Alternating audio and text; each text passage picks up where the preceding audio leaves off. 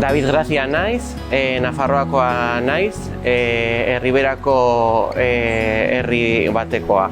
Eta normalean gaztelaniaz hitz egiten dut.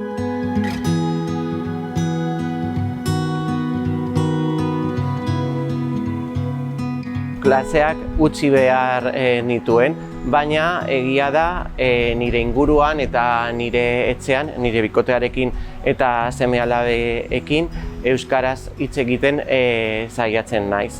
Eta ikastolako inguruan eta gero lankideekin euskaldunak diren eta berdin, beste lagunekin euskaraz hitz egiten saiatzen ari naiz. Guraso elkartekin edo txakunenean ondo dago euskara praktikatzeko eta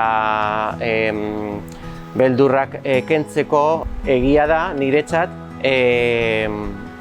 aho bizi izatea zaila dela. Belarri prest izatea saiatzen ari naiz. Eta pixkanaka mantentzen dut euskara eta esfortzu handia da eta gero uste dut merezi da.